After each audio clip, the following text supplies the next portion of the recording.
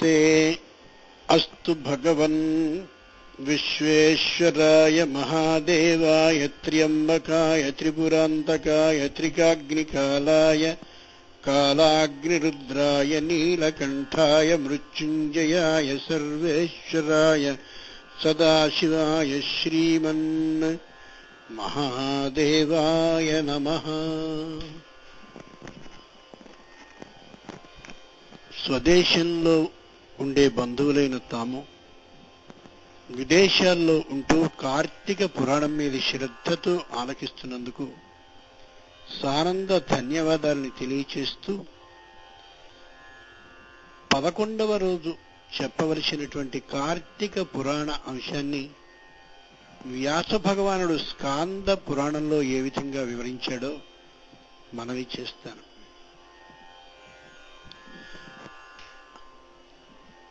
ఒక చోట కార్తీక పురాణాన్ని చేస్తున్నటువంటి సందర్భంలో పురాణ ప్రవచనం చేస్తున్నటువంటి పండితుల వారు చాలా ఆనందపూర్వకంగా శ్లోకాలలో గానం చేస్తూ ఉన్నటువంటి వేళ అంతా అయి ముగించినటువంటి ఆ వేళ ఓ పామరుడు లేచి, అయ్యా ఓ చిన్న ప్రశ్న, వినయేన హి ప్రష్టౌయః. ఏదైనా అడిగేటటువంటి సందర్భంలో వినయంగా అడగాలని చెప్తారు కాబట్టి నాకు తెలియని అభిప్రాయంతో అడుగుతున్నాను తప్ప తెలిసి పరీక్షించడానికి కాదు సుమా. నాకు చిన్న అనుమానం పీడిస్తోంది. కార్తీకంలో శంకరుడు చాలా గొప్పవాడు అని అంతా లోకం కొనియాడుతుంది. మరి కార్తీక అధిపతి అయినటువంటి శంకరుడు తన మామయ్యైన దక్షుణ్ణి ఆ విధంగా అధ్వరం అంటే యాగాన్ని ధ్వంసం చేసి అతని యొక్క తలని కోసి హోమగుండంలో స్వయంగా హుతం చేసేలా అంటే భస్మం చేసేలా వీరభద్రుడనే సేవకుని ద్వారా ఆజ్ఞాపించాడే. ఇది ఏదైనా ధర్మమా? ఈ కథని వినడం ద్వారా మేము నేర్చుకోవాల్సింది ఏదైనా ఉంటుందా? ఇలాంటి కథలని ప్రచారం చేసినట్లయితే శంకరుని యొక్క గొప్పతనం తగ్గిపోదా? దయచేసి వివరించవలసింది అని ప్రశ్నించాడు. ఆ పండితుల వారు పరమానందపడి, లోకంలో ఏ పురాణాన్ని ఇతిహాసాన్ని చెప్పిన సందర్భంలో అయినా అనుమానం వస్తే దాన్ని లోపల ఉంచుకోనే కూడదని శాస్త్రం చెప్పింది. నువ్వు అడిగినందుకు నాకు చాలా సంతోషంగా ఉంది.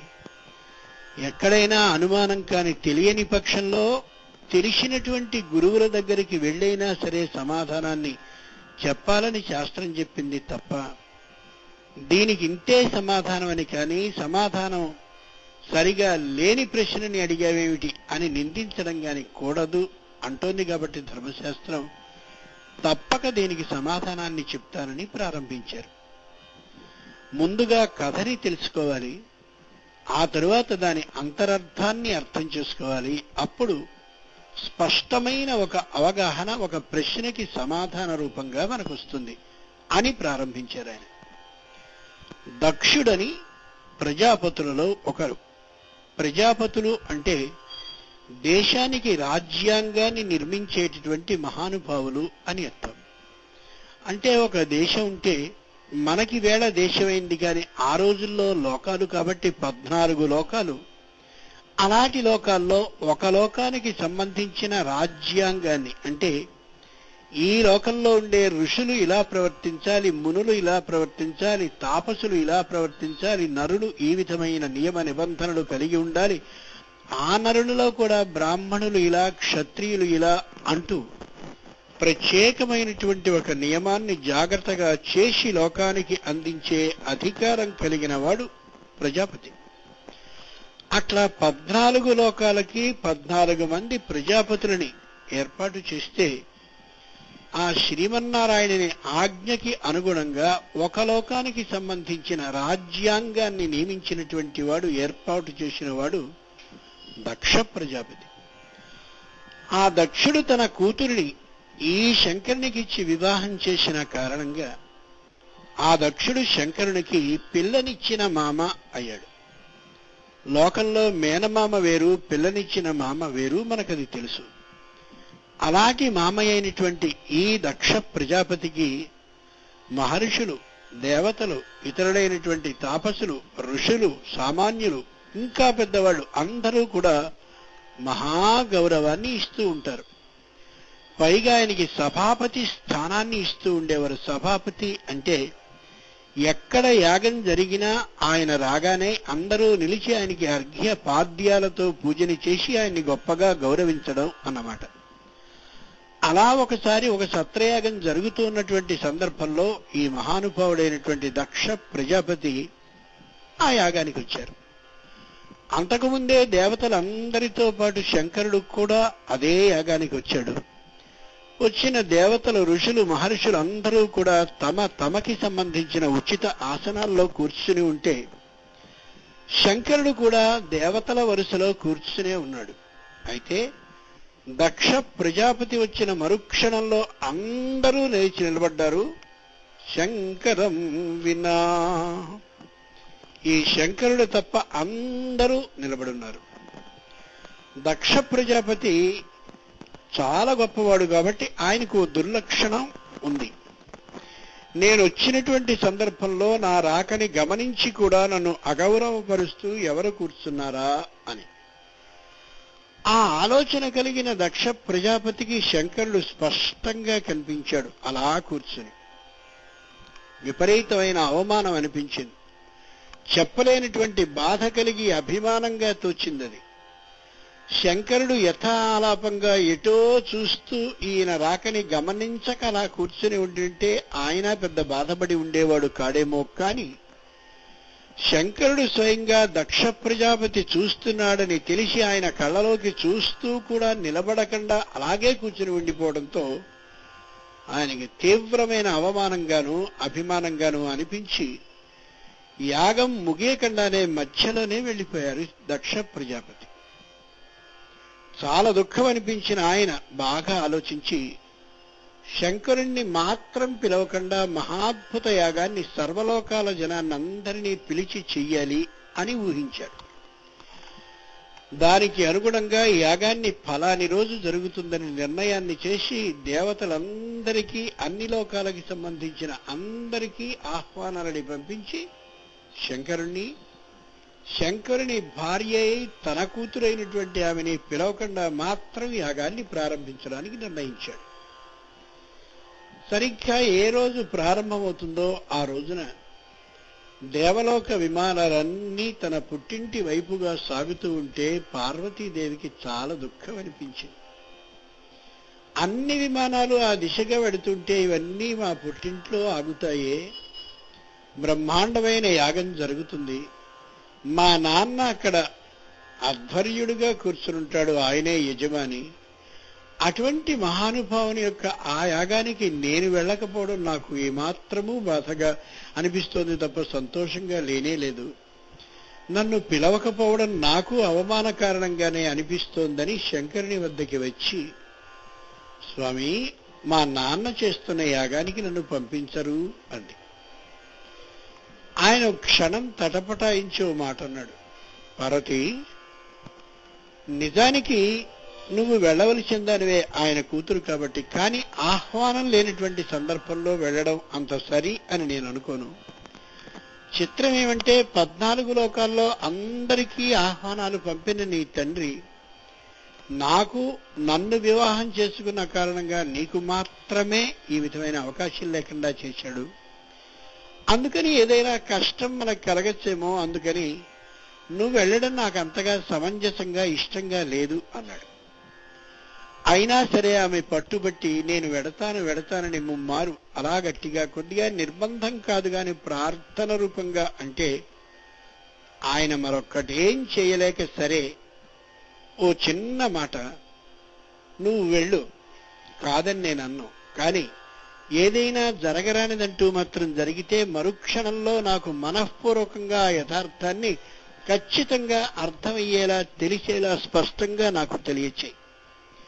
అక్కడి పరిస్థితిని చక్కదిద్దడానికి ప్రయత్నిస్తాను శంకరుడు అన్నాడు. శంకరుని యొక్క గొప్పదనం ఎంతటిది అంటే, తన భార్య తనకిష్టం కానటువంటి ప్రదేశానికి వెడుతోందని తెలిసి కూడా ఒకవేళ ఏదైనా కష్టం కాని కలిగినట్టయితే నువ్వు నాకు మానసికంగా ఒక కబురుని చేస్తే మరుక్షణంలో నేను ఆ పరిస్థితిని చక్కదిద్దుతాను అని అన్నంతటి గొప్పదనం ఆయనలో ఉంది.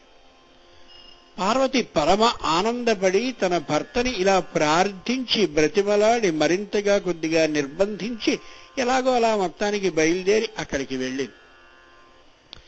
వెళ్ళి తన పుట్టింటి ముఖద్వారం ఏదైతే ఉందో పెద్దదైన తోరణ ద్వారం దగ్గర నిలబడి ఆ యాగం జరుగుతున్నటువంటి అద్భుతమైన దృశ్యాన్ని చూస్తున్నటువంటి వేళ ఆ ఎదురుగా కనిపించే దక్ష ప్రజాపతి సొంత తండ్రి అయినటువంటి వాడు ఆమెను చూసి తలదించుకుని పక్కకి వెళ్ళిపోయాడు.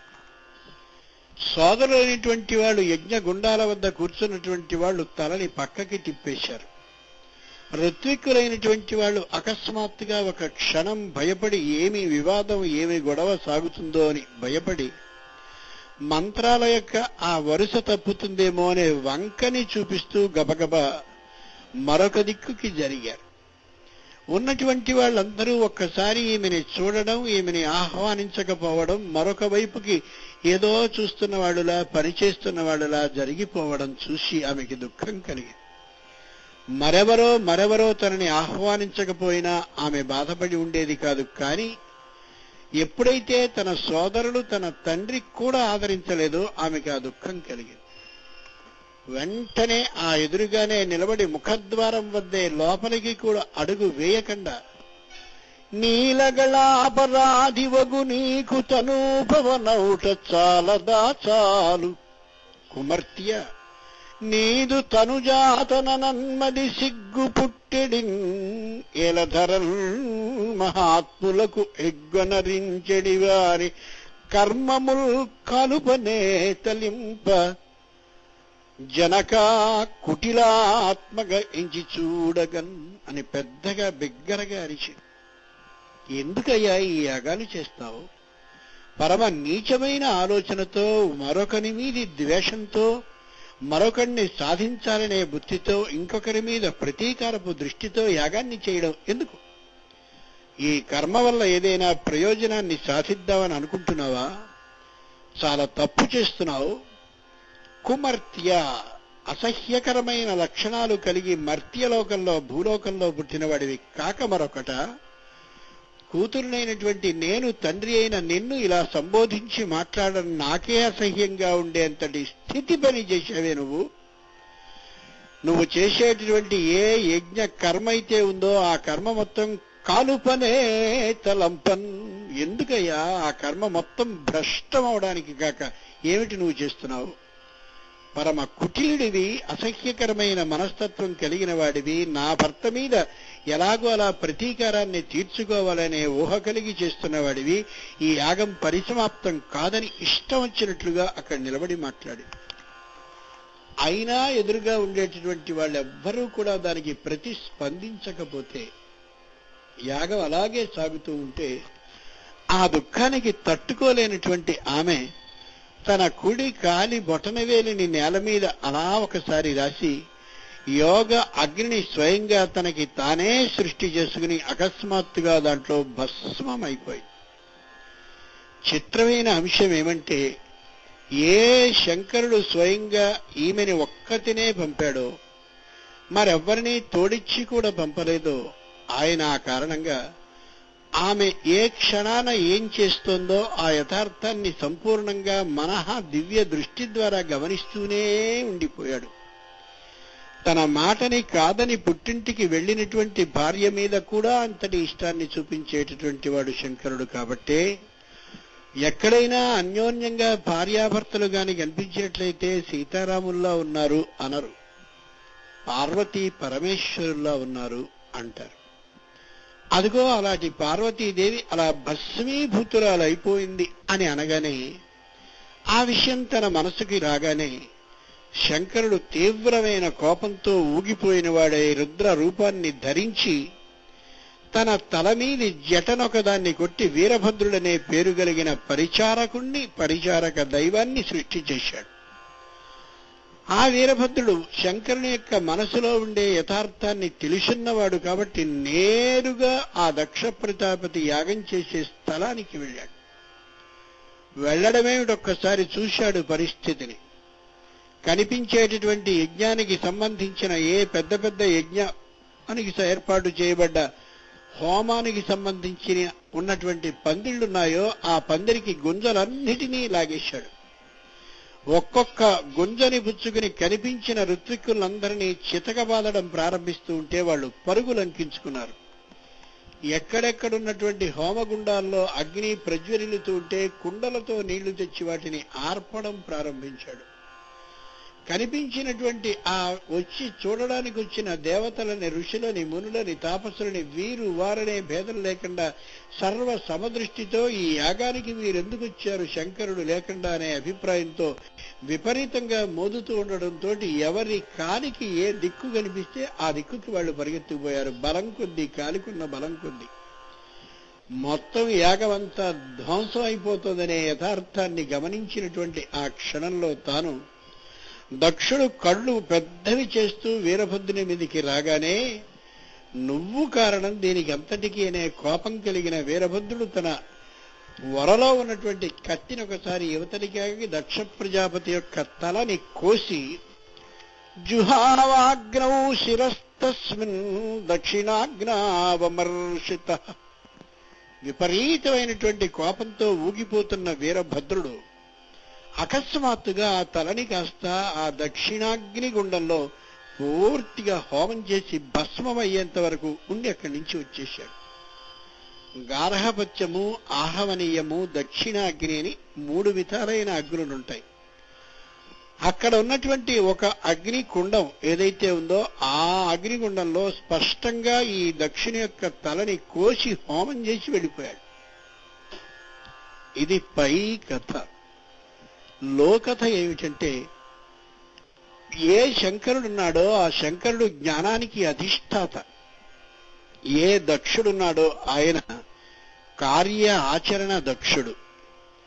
కార్య ఆచరణ దక్షుడు అంటే ఫలాని సత్యనారాయణ వ్రతం ఉంది అని అనుకున్నాం అనుకోండి, దానికి కావలసిన వస్తుద్రవ్యాలన్నిటినీ తెచ్చేసి అవేళ ఎవరైతే వస్తారో మహానుభావులైనటువంటి పండితులు చేయించడానికి వారు చెప్పినట్టుగా చేసేసి అయిపోయిందని చేతులు దులుపుకునేటటువంటి వాడెవడో అతడు దక్షుడు. అది గొప్ప విషయం కాదు. ఇదెందుకు చేస్తున్నాం, అదెందుకు చేస్తున్నాం, ఇలా ప్రాణ ఆయామాన్ని ఎందుకు చేస్తున్నాం, ఈ విధంగా నీటిని తల మీద మార్జనం చల్లుకోవడం ఎందుకు చేస్తున్నాం, ఇలా పరమేశ్వరుడికి సంబంధించినటువంటి నవగ్రహాలని ఆయా ప్రదేశాల్లో ఎందుకు నిక్షేపం చేస్తున్నాం, ఈ గ్రహాన్ని అక్కడే ఎందుకని, ఆ గ్రహాన్ని ఇక్కడే ఎందుకని అని ఈ తీరుగా దానికి సంబంధించిన విశేషాలని జ్ఞాత్వా కర్మాణి కుర్వీత, ఆ విధంగా తెలుసుకుని చేసే పద్ధతి ఏదైతే ఉందో అది యథార్థమైన జ్ఞానపూర్వకంగా విషయాన్ని తెలుసుకుని ఆచరించడం కిందికి వస్తుంది. అలా తెలుసుకుని చేసే లక్షణం కలిగినటువంటి వాడు శంకరుడైతే ఆ శంకరుణ్ణి ఆహ్వానించకుండా దక్షుడు అనే పేరు కలిగిన వాడు యాగాన్ని ప్రారంభించాడు. దక్షుడు అంటే ఒక మనిషికి సంకేతం కాదు, అలాగే శంకరుడు అంటే ఒక మనిషికి సంకేతం కాదు. శంకరుడు అంటే జ్ఞానానికి అధిష్టాత, దక్షుడు అంటే కేవలం ఆ వస్తు సంభారాలని తెచ్చి ఆ వచ్చినటువంటి పురోహితుడు ఎలా చేయమంటే అలా చేసేసి అయిపోయిందని తృప్తి పడేటటువంటి వానికి సంకేతం.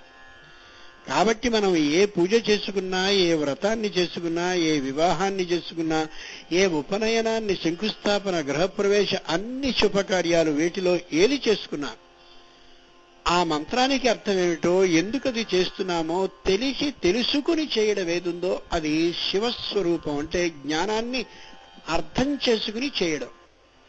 అలా కాకుండా గుడ్డిగా ఆయన చెప్పినట్లుగా చేసేయడం దక్ష విధానం.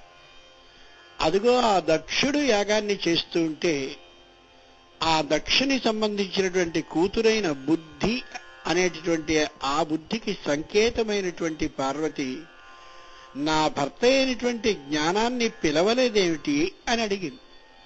అంటే జ్ఞానం అనేది బుద్ధి ద్వారా ఆలోచించాలి కాబట్టి, సంపాదించాలి కాబట్టి జ్ఞానాన్ని పిలవాలనే బుద్ధిని నాన్న తెచ్చుకొని చెప్పింది అన్నమాట.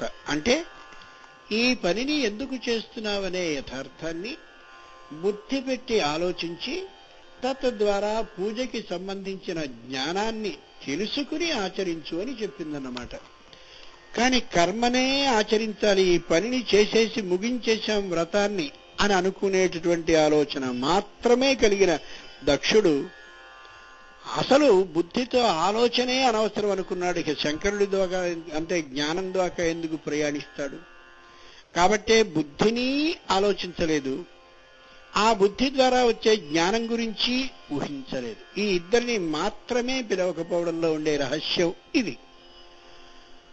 ఆ కారణంగా బుద్ధి అనేటటువంటి ఆ దానికి సంకేతమైన పార్వతి అక్కడ దాకా వచ్చి, ఇప్పుడైనా కనీసం ఎందుకు ఈ కర్మని చేస్తున్నావో దాని గురించిన ఆలోచన ఒక్కసారి చేస్తావా అని తండ్రికి సూచించడం కోసం అక్కడ నిలబడితే, మేం కర్మ చేయడం మాత్రమే ముఖ్యంగా కలిగిన వాళ్ళం కాబట్టి నీ గురించి ఆలోచించాల్సిన అవసరం లేదు, దీని మీద బుద్ధి పెట్టవలసిన అవసరం అసలు లేదు, ఈ బుద్ధి ద్వారా జ్ఞానాన్ని గ్రహించాల్సిన ఊహ ఏమాత్రమూ మాకు ప్రయోజనపడదన్నట్టుగా అసలు దక్షుడు లోనికి ఆమెని ఆహ్వానించనే లేదు. అంటే బుద్ధితో కనీసం ఆలోచిద్దామనే ఊహని కూడా కలిగి ఉన్నవాడు కాదు అని అర్థం అన్నమాట. దీన్ని మనసుతో గ్రహించింది ఆ జ్ఞానం కాబట్టే మరుక్షణంలో వీరభద్రుడనేవాడు వెళ్ళాడు. భద్రశ్చాస వీరః వీరభద్ర, మహాద్భుతమైన పరాక్రమం కలిగిన వాడు, శుభ విధానంగా ఆచరణని చేసేవాడెవరో ఆయన వీరభద్రుడు. వెళ్ళి ఏ పనిని చేస్తున్నామో ఆ పనికి సంబంధించిన విశేషాన్ని బుద్ధితో ఆలోచించకుండా, జ్ఞానాన్ని దాని గురించి సంపాదించకుండా కర్మని చేయడం వ్యర్థం అని తెలియచేస్తూ మొత్తం యాగాన్ని భగ్నం చేశాడు. చేయడమే కాదు, ఈ కార్యాన్ని ఆచరించేటటువంటి ఆ దక్ష ప్రజాపతి ఎవరైతే ఉన్నారో, అంటే గుడ్డిగా దాని యొక్క అర్థాన్ని ఏమాత్రము తెలుసుకోకుండా యాగాన్ని చేయడం మాత్రమే ముఖ్యమని, యాగం అయిపోతే పని అయిపోయినట్లే అని భావించేటటువంటి దక్షుని యొక్క తలని కోసి హోమగుండంలో వేసి హోమం చేసి వెళ్ళాడని కథ చెప్తుంది. అంటే తల ఆలోచనకి స్థానం కాబట్టి దక్ష ప్రజాపతి తలని కోసేయడము అంటే ఆ ఆలోచన కలిగినటువంటి ఆ కర్మ ఆచరణ దక్షుడైన దక్షుని తలని కోసేయడం అంటే ఆ ఆలోచనని నిర్మూలించడం అని అర్థం. ఆలోచనని తొలగించడమే కాక ఆయనకి మేకతలని అతికించారు. తరువాత మేక అనేటటువంటిది ఋక్ వేదానికి సంబంధించినటువంటి చిత్రం. ఋగ్వేదాన్ని మేకతలతో అలా ఒక సంకేత రూపంగా చిత్రీకరిస్తారు. కాబట్టి వేదానికి సంబంధించిన బుద్ధి కలిగిన వాడే ప్రతి వ్యక్తి ఉండాలని, అటువంటి జ్ఞానం ఏ పనిని ఎందుకు చేస్తున్నామో దాని గురించిన జ్ఞానం కలిగి ఉండాలని సూచిస్తూ, కర్మని ఆచరించడమే ముఖ్యం, పనైపోవడమే అవసరం అని అనుకునే ఇట్లాంటి దక్షిణిలాంటి జాతి వారందరికీ కూడా ఆలోచనని మార్చుకునే తల మీకు రావాలనే అభిప్రాయంతో ఆ తలని తొలగించి వేరొక తలని పెట్టారు దేవతలు. ఈ కథ ద్వారా మనం గమనించవలసింది ఏమంటే, మనం కూడా ఏ కార్యక్రమాన్ని చేస్తున్నా చేసేటటువంటి కార్యక్రమంలో కనిపించే ప్రతి మంత్రానికి అర్థాన్ని తెలుసుకోవాలి. ఆ అర్థం వెనక ఉండే పరమార్థాన్ని గ్రహించాలి. తద్వారా జ్ఞానం విషయాన్ని గురించి అర్థం చేసుకోవాలి. అలా కాకుండా ఒట్టిగా కర్మని చేస్తూ వెళ్ళిపోయినట్టయితే దానివల్ల ప్రయోజనం శూన్యమనే యథార్థాన్ని ఈ కథ చెప్తుందని స్పష్టంగా ఆ అడిగినటువంటి వ్యక్తికి తెలియచేస్తూ, తద్వారా ఆ సభలో ఉన్న వారందరికీ చెట్టు కింద కూర్చుని కార్తీక పురాణం వినేటటువంటి అందరికీ తెలియచేస్తూ పండితుల వారు నాటికి సంబంధించిన కార్తీక వ్రత మాహాత్మ్యాన్ని, శంకరునికి సంబంధించిన విశేషాన్ని వివరిస్తూ ముగించారు. చిత్రమైన అంశం ఏమిటంటే, లోకంలో మనకి కార్తీక పురాణము అనే పేరిట ఎన్నెన్నో పుస్తకాలు లోకానికి ఎవరెవరికో సరిపోయే కథలన్నీ ఎవరికి తోచిన బుద్ధిబలం కాదు భుజబలంతో రాసినవి లోకానికి వచ్చేసాయి. అందుకని ఈ వరసలో ఈ కథ లేదే అనే చింత మనకు అనిపించవచ్చును. కానీ స్కాంద పురాణాన్ని, పద్మపురాణాన్ని గాని పరిశీలిస్తే ఈ విశేషం స్పష్టంగా మనకి ఇలాగే అర్థమవుతుంది. ఈ కథని పూర్తిగా విన్న తరువాత ఆ సామాన్యుడు పరమ ఆనందపడి శంకరునిలో దోషం లేదనే యథార్థాన్ని తెలుసుకుని ఆనాటి నుండి ఏ కార్యక్రమాన్ని చేస్తున్నా దాని యొక్క మంత్ర అర్థాన్ని, అర్థం లోపలి పరమార్థాన్ని చెప్పగలిగిన పండితుణ్ణి పిలుచుకుని మాత్రమే అన్ని కార్యక్రమాలని, అన్ని కర్మలని తన ఇంట నెరవేర్చాలనే నిర్ణయం తీసుకున్నాడు. అతనితో పాటు మిగిలిన వారందరూ కూడా ప్రతి మంత్రానికి అర్థాన్ని చెప్పగలిగిన పండితుణ్ణి తమ ఇంటికి ఆహ్వానించుకుని ఆయన సమక్షంలోనే ఈ కార్యక్రమాలని చేసుకోవాలని దృఢంగా నిర్ణయించుకుని తరువాతి కాలంలో అలాగే చేశారు. ఇది ఈనాటి ఉపన్యాసం. మనం అనుకునే నామాన్ని ఒకసారి చదివి శాంతి మంత్రంతో ముగిస్తాను. నమస్తే అస్తు భగవన్ విశ్వేశ్వరాయ మహాదేవాయ త్ర్యంబకాయ త్రిపురాంతకాయ త్రికాగ్నికాలాయ కాలాగ్నిరుద్రాయ నీలకంఠాయ మృత్యుంజయాయ సర్వేశ్వరాయ సదాశివాయ శ్రీమన్ మహాదేవాయ నమః.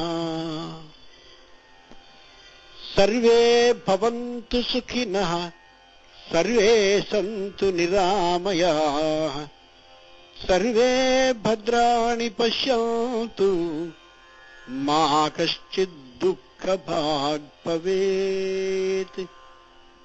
స్వస్తి.